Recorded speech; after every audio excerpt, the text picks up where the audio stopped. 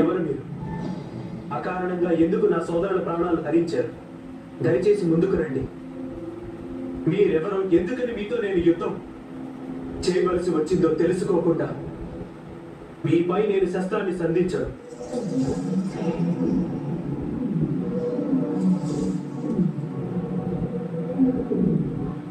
మీరంటే నాకు భయం లేదు. అజ్ఞానంతో నేను మిమ్మల్ని అవమానించలేను. కృపతో మీరు నా ముందు ప్రత్యక్షం కండి.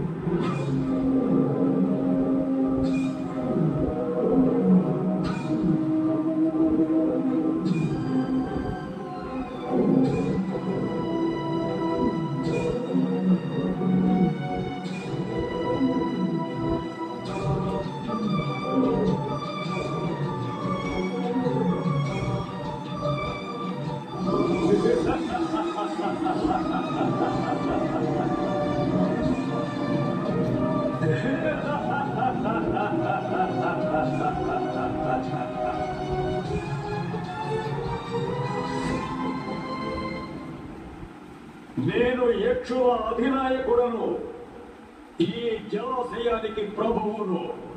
మీ మనుషులెవ్వరికి ఇక్కడ అధికారము లేదు నా జలాశయంలోని జలాన్ని ఉపయోగించడానికి. కానీ మీ సోదరుడు నకులుడు నా అనుమతి లేకుండా ఈ జలాశయం నుండి జలాన్ని తీసుకువెళ్లే ప్రయత్నం చేశాడు. అందుచేతనే నేను వారిని వధించేశాను.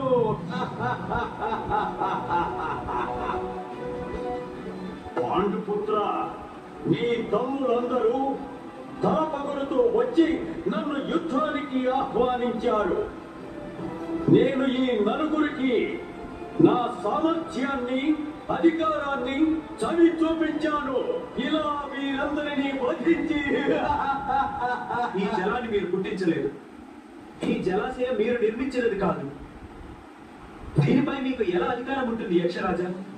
జలాన్ని తీసుకోవడం ఏమీ అపరాధం కాదు యక్షనాయక. మరి మీరు ఏ కారణంగా మా సోదరులను ఇలా దండించారు? న్యాయం, ధర్మం ఈ రెండింటిని అనుసరించి మీరు మా సోదరుల ప్రాణాలు వారికి తిరిగి ఇవ్వాలి. అది అసంభవం. కానీ నీవు నా ప్రశ్నకు సమాధానం ఇచ్చి నాకు సంతోషం కలిగిస్తే నేను నీ సోదరులలో ఒకరి ప్రాణాలను తిరిగి ఇస్తాను. మా నలుగురు సోదరులు మరణించిన తరువాత నేను జీవించి ఉండడం సాధ్యం కాదు యక్షరాజా.